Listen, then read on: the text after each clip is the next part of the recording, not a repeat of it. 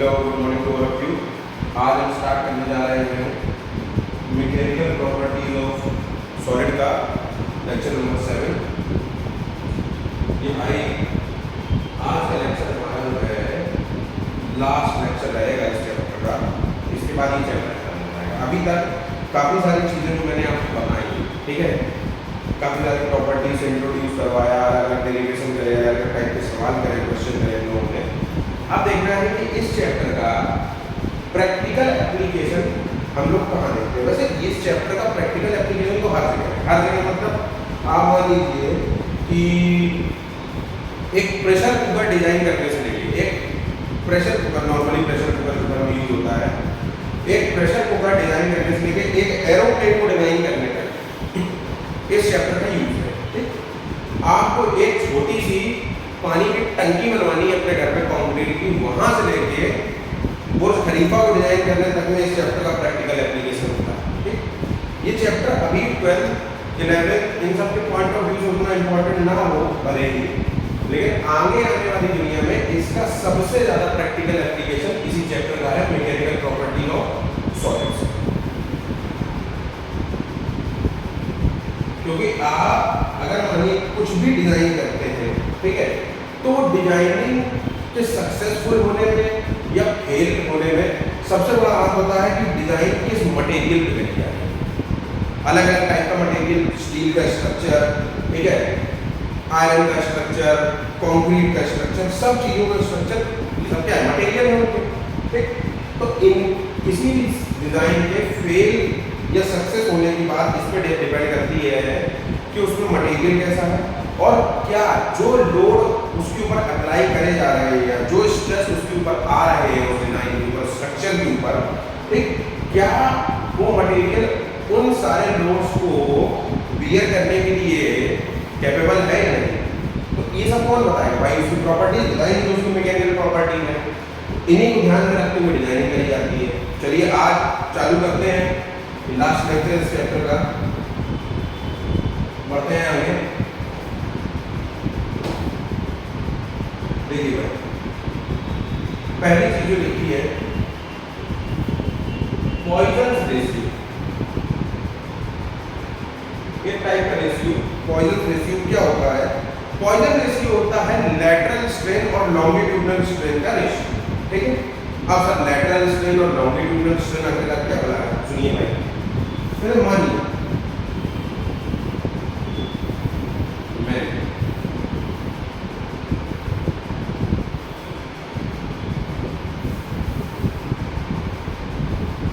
एक rectangular block है, ठीक, इसकी लेंथ मान लो L और उसकी विड्थ मान लो B है, L है लेंथ और विड्थ है।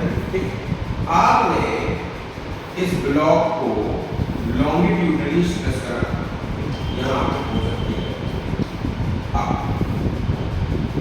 देखो मेरे, अब ये जो ब्लॉक है ये लेंथ में जो स्ट्रेच होगा ऐसा होना है।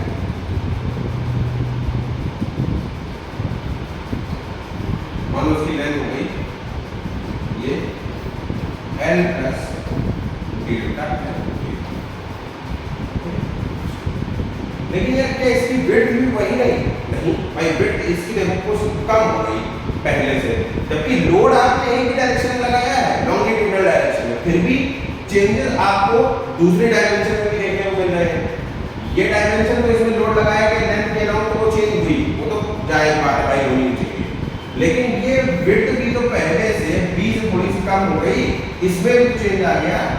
मान लीजिए इसमें चेंज आया आपका B माइनस डेल्टा, कितना चेंज आया भाई, पहले से कम हो गई, हम लोग नेगेटिव चेंज, ठीक, B में तो साफ साफ दिख रहा है कम हो गई है ना। क्यों कम हो गई? क्योंकि मटेरियल का वॉल्यूम जो है वो कांस्टेंट रहेगा। क्या रहेगा? मटेरियल का वॉल्यूम जो है वो कांस्टेंट रहेगा। तो अब ये पॉइजन रेशियो क्या है? पॉइजन रेशियो देखिए मेरे भाई, अच्छा अब अगर लैटरल स्ट्रेन की बात करें, लैटरल स्ट्रेन कितनी होगी? लैटरल मतलब लेंथ के परपेंडिकुलर डायरेक्शन में, तो हो गया minus delta B by B, ये हो गया लैटरल स्ट्रेन। अब लॉन्गिट्यूडनल स्ट्रेन की बात करें, लेंथ के अराउंड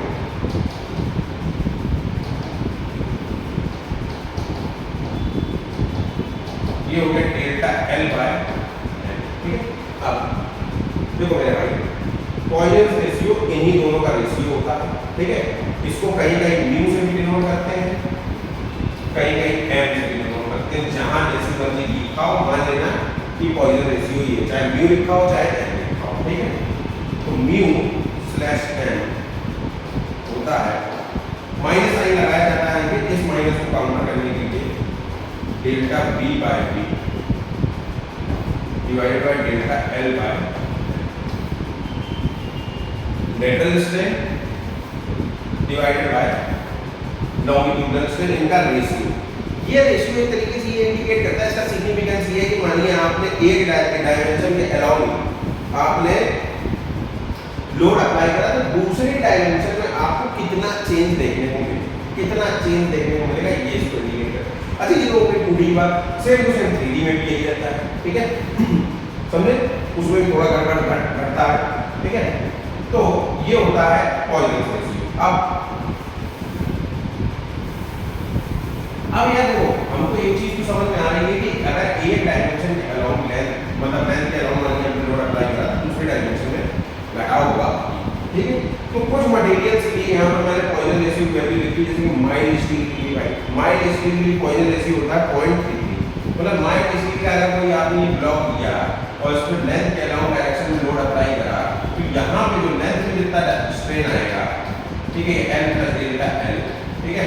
तो स्ट्रेन मान कितना हो गया, डेल्टा एल बाय एल, ठीक है।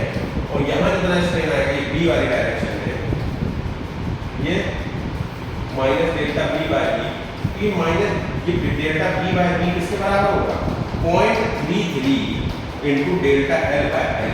ये है इसका सिग्निफिकेंस। दूसरी डायमेंशन में इतने टाइम्स जिसमें लोड अप्लाई करा गया था उसका उतने टाइम हमको चेंज देखने को मिलेगा, ये है पॉइजन रेशियो का सिग्निफिकेंस, ठीक है। तो जैसे कि माइनस की पॉइजन रेशियो वैल्यू 0.33, एल्यूमिनियम के लिए है 0.334, ये कॉमन मटेरियल है तो कॉमन यूज होते हैं, माइनस स्टील, एल्यूमिनियम, कॉर, ठीक है। और के लिए जी मतलब प्रैक्टिकल थ्योरेटिकल वैल्यू है, ठीक है। कंक्रीट के लिए इसकी होती है 0.1 से 0.2। अच्छा, अब सोचो कि ऐसा कोई मटेरियल हो सकता है जिसके लिए आप एक डायमेंशन में लोड अप्लाई करें, दूसरे डायमेंशन में घटाव ना होके उसमें बढ़ जाए, मतलब उसमें इंक्रीमेंट देखने को मिले, डिक्रीज देखने को मिले, डिक्रीमेंट देखने को मिले। ये सर ऐसा भी एक मटेरियल है जिसको बोलते हैं नोवेल फॉर्म। क्या बोलते हैं, नोवेल फॉर्म। और novel form is the only material which has negative value of Poisson ratio. समझे बात, कैसा रेशियो, कैसी वैल्यू, नेगेटिव वैल्यू आती है इसकी। मतलब कि आपने अगर इसमें लोड अप्लाई करा तो ये भी बढ़ जाएगा, घटेगा नहीं, बढ़ जाएगा, बी भी बढ़ जाएगा अगर आपने एल के डायमेंशन में लोड अप्लाई कर दिया। तो ये तो हो गया पॉइजन रेशियो, ठीक। सवाल कभी कभी दे देता है ना, तो अगर मान लीजिए सवाल में दे दिया जाए तो आपको एक डायरेक्शन की स्ट्रेन पता है जिसमें लोड अप्लाई करा जा रहा है, दूसरी डायरेक्शन में स्ट्रेन आप इजीली निकाल सकते हैं, ठीक है। चलिए भाई आगे बढ़ते हैं।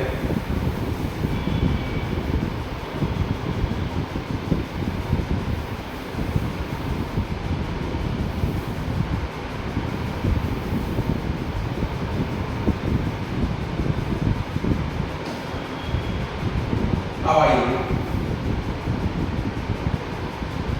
elongation of a circular tapered rod, circular tapered rod। अब सर्कुलर का मतलब टेपर्ड का मतलब होता है भाई, देखो अभी तक मैंने आपको बताया था क्या, प्रिज्मेटिक बार। क्या बताया था, प्रिज्मेटिक बार। देखो क्रॉस सेक्शनल एरिया हर जगह देखो कैसा था, सेम। अगर यहाँ ए है तो इसके अंदर घुस जाओ तो ए, और अंदर घुस के दूसरे एंड से बाहर निकलो तो वहां भी क्रॉस सेक्शनल एरिया कितना ठीक, मतलब क्रॉस सेक्शनल एरिया हमेशा जगह हर जगह सेम है, हमेशा सेम है ना। अब ये जो है आपका टेपर्ड रॉड क्या बना है, ये बना है मेरे भाई, अगर मान लो इस तरह आपको डायमीटर दिया गया है d1, क्या दिया गया है d1, तो इस तरह का एरिया क्या हो जाएगा, π/4 d1²। ठीक, अब जैसा कि आप देख पा रहे हैं कि हर जगह देखो डायमीटर लगातार डिक्रीज कर रहा है, क्या कर रहा है, डिक्रीज। यहाँ अगर आप डायमीटर की बात करें तो भाई इससे कुछ कम हो, d' बोल दो, ठीक। यहाँ बात करो तो और कम हो जाएगा d', और इसे घटते घटते घटते घटते एकदम दूसरे एंड पे डायमीटर में हमारा वो बचा कितना, d2। तो यहाँ एरिया की अगर बात करो तो ये कितना हो जाएगा, a2 = π/4 d2 अभी तक जो फॉर्मूला आपने देखा था सब इलॉन्गेशन वगैरह का, वो मैंने किसके लिए बताया आपको, प्रिज्मेटिक बार्गेनिंग या क्रॉस सेक्शनल एरिया कैसा था, सेम था। मैं इसके लिए डेल्टा का फॉर्मूला निकाला था, delta equals to PL by AY निकाला था। क्यों? क्योंकि क्रॉस सेक्शनल एरिया सेम था। अब यहाँ क्रॉस सेक्शनल एरिया को यही थोड़ी ना रख सकते हो A, मान लो कहाँ रखोगे, हर जगह क्रॉस सेक्शनल एरिया वेरी कर रहा है, फिर क्या करना है इसके लिए? तो इसके लिए कुछ नहीं करना है आपको, मैं सीधा सीधा फॉर्मूला बता रहा हूँ, डेरिवेशन नहीं करना है इसका, आपको बस फॉर्मूला याद करना है, ठीक है। क्यों भी एनसीईआरटी सिलेबस में है नहीं, लेकिन फिर भी अपनी तरफ से एक्स्ट्रा बता रहा हूँ आप लोगों को कि डेल्टा इक्वल्स टू 4PL, मतलब अगर देखो यार, देखो बनाने की टेक्निक हो, PL तो PL रहा है इसमें, वहां आप क्या करते थे, एरिया के बदले अगर डायमीटर इसका D मान लो, इसका डायमीटर है D, तो क्या रखोगे इसके फॉर्मूला में, pi by 4 D square into y, तो ये y मान लो ऊपर चला जाएगा, तो यही फॉर्मूला इस प्रिज्मेटिक बार्गेनिंग में आपको बन जाएगा delta equals to 4PL divided by pi D square y, बराबर, ठीक है। अब इसमें क्या करना है, इसमें देखो D हमारे जगह सेम तो है नहीं भाई, एक एंड पे D1 है, दूसरा एंड पे D2 है, तो कुछ मत करो, इस वाले को याद रखो 4PL पाई की सेम, ठीक। D स्क्वायर के बदले क्या लो कि एक बार D1 एक बार D के बदले D2 और y, ये बन गया फॉर्मूला। याद करने की जरूरत नहीं है, जुगाड़ सीखो भाई, जुगाड़। ठीक, फॉर्मूला बना कैसे, ये फॉर्मूला बनता था prismatic bargaining 4PL divided by pi D square y, ठीक है। D के बदले एक बार D1 रखो, एक बार D2 रखो, ये सीधे सीधे बोलो कि D जो है वो क्या है, इन दोनों का ज्योमेट्रिक मीन है, D1 D2 भाई, ज्योमेट्रिक मीन ऐसे नहीं करता है ना, D equals to root D1 D2 उठा के इसमें स्क्वायर करोगे तो यही चीज आएगी कि नहीं आएगी बोलो। तो ये है ना, याद करने की कोई टेंशन नहीं, लोड नहीं लेना कि सर याद करना पड़ेगा, बहुत बड़ा फॉर्मूला ना, तुम जुगाड़ दे। D इक्वल्स टू क्या है, geometric mean root D1 D2 यहाँ रखोगे, ये फॉर्मूला अपने आप रेडी हो जाएगा। कभी सवाल आ जाए तो कम से कम ये कहो कि हिचके ना, ठीक है। चलिए भाई आगे बढ़ा जाए।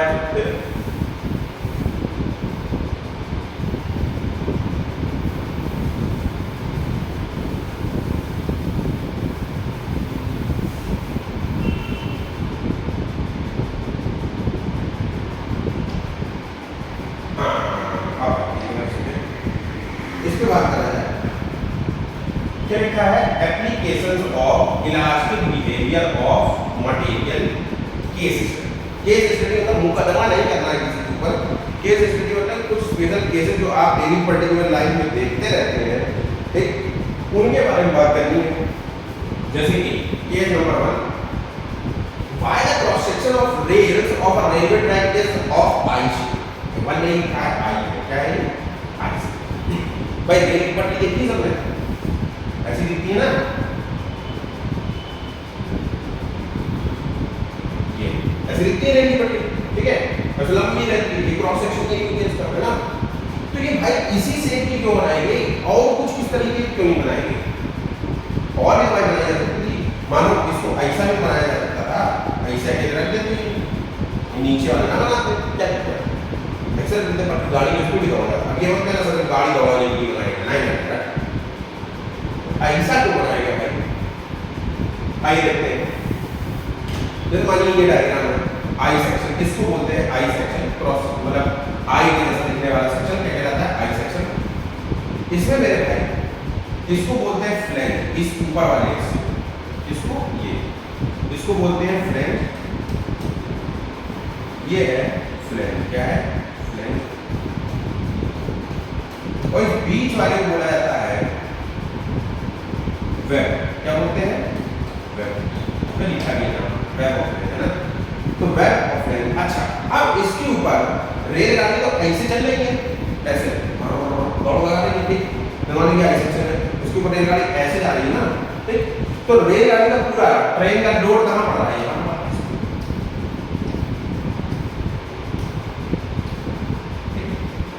अब यार कि अगर मान लो किसी चीज को ऐसे लो, है ना, और उसके ऊपर ऐसे करके लोड लगाओ, जैसे कि है ना, ये मानो एरो है, एरो को मैं इस तरीके से दबाऊं तो ये एरो बीच में घूम जाने की कोशिश करेगा, कि एरो चाहेगा कि अगर मान लो उसको टेढ़ा ऐसा हो जाए, ऐसा, अगर ये पहले सीधा बना था ठीक है, और उसके ऊपर ऐसे लोड लगाओगे, ऐसे करने की कोशिश करेगा, अगर उसको टेढ़ा बनाए तो ऐसा बनना चाहेगा, ठीक है, तो वही इस आई सेक्शन का भी होना चाहेगा, ठीक है, लेकिन आई सेक्शन इसको झेल जाता है, क्या करता है, इसको झेल जाता है, कैसे झेल जाता है, फिर मान उसके ऊपर यहाँ लोड, ठीक है, तो इसमें लोड का डिस्ट्रीब्यूशन अच्छा होता है, load distribution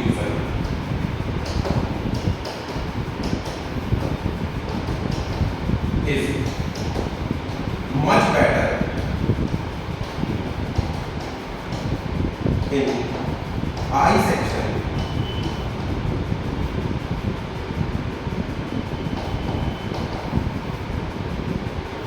in comparison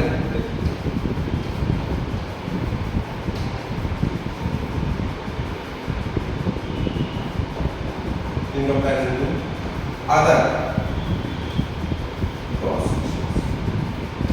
cross section तो कैसा भी हो सकता है ना, तुम बोलो कि ये रेक्टेंगुलर भी हो सकता है, स्क्वायर भी हो सकता है, ऐसा रेक्टेंगल भी हो सकता है, सर्कुलर भी हो सकता है, ट्रायंगुलर भी हो सकता है, कैसा भी होता है, क्रॉस सेक्शन तो क्रॉस सेक्शन है, ठीक है, लेकिन आई सेक्शन ही क्यों चूज करा गया, आई सेक्शन इस वजह से चूज करा गया है क्योंकि इसमें लोड डिस्ट्रीब्यूशन सबसे बढ़िया होता है in I section in comparison to other cross section, ठीक है, आप जितने भी क्रॉस सेक्शन है उन सबसे बेटर लोड डिस्ट्रीब्यूशन किसमें होता है, आई सेक्शन, जैसे कि देखो मनुष्य पर ऐसे लोड है, फिर क्या करता है, लोड को यहां से ट्रांसफर करके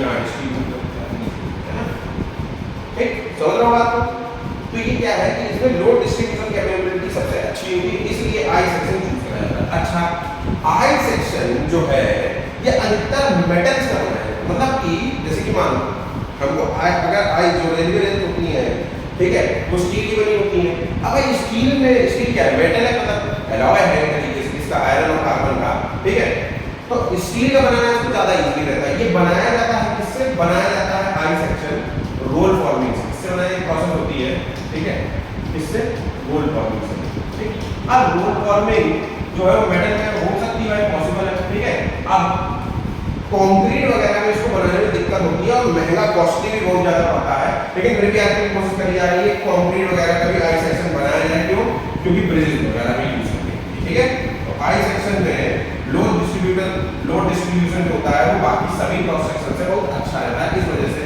रेलवे रेल्स में आई क्रॉस सेक्शन को प्रेफर किया जाता है, ठीक, चलिए भाई आगे की बात करते हैं। हाँ, अब ये देखिए ये क्या है, case two design of beam, design of beam मतलब ये बीम क्या है, बीम है जिसका यूज करा जाता है पुल वगैरह बनाने में, ब्रिज वगैरह बनाने में, ये बीम आपने देखे होंगे घर में भी डाली जाती है, इसको लोड को कैरी करने के लिए डाली जाती है, इसके लिए लोड को कैरी, अब इस टाइप की बीम को बोलते हैं मेरे भाई सिंपली सपोर्टेड बीम, क्या बोलते हैं इसको, सिंपली सपोर्टेड बीम, बस नाम याद रखो, नाम सुन लो बस, बाकी क्या होता है क्या नहीं इसका टेंशन लेने की जरूरत नहीं, सिंपली सपोर्टेड बीम, अभी मानो सिंपली सपोर्टेड बीम आपने लेंथ क्या नाम रखी है, एल लेंथ क्या नाम, ठीक है, और ये अब ऐसी होगी ऐसी होगी, है ना, इसका ये वाला जो एरिया है, ये क्रॉस सेक्शन, ये मैंने यहाँ दिखाया है, मानिए इसकी विड्थ जो है वो ये बी है, ये बी है, और ये डेप्थ क्या है, डी है, क्या है ये डी, ठीक है, अच्छा, इस पे जो लोड लगाया गया, इस पे जो लोड लगाया गया ये ऐसे, इस पे एकदम सेंटर में लोड लगाया गया है, कौन सा, अब भाई लोड लगाया गया तो ये बीच में से बेंड हो जाएगी, क्या हो जाएगी, बेंड हो जाएगी, ठीक है, तो इस मानो ये पहले इसकी एक्सिस ऐसी थी, ठीक है,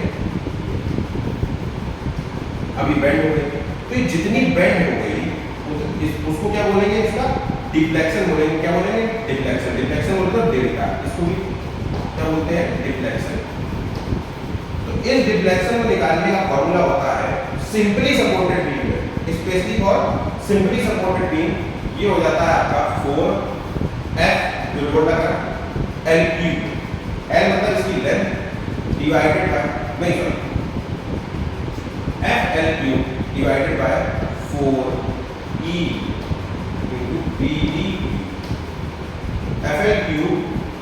divided by 4e b e q। देखो लोड है, ये b में ऐसा रखी थी, ठीक, ये वाला हिस्सा b, ये वाला हिस्सा d, ठीक है, समझ में आ रही बात?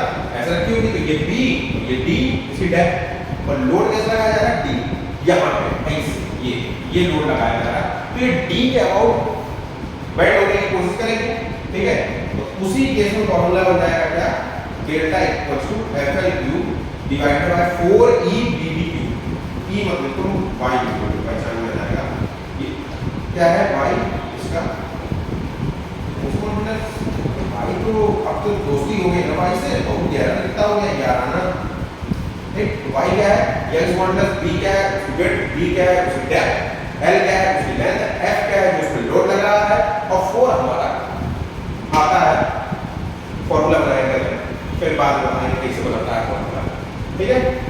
तो एक ये चीज हो गई, ये आपकी बुक में भी है ना, ये फॉर्मूला ये बना, ये आपकी बुक में भी है, ठीक है। चलिए अब आगे देखते हैं काम क्या होता है।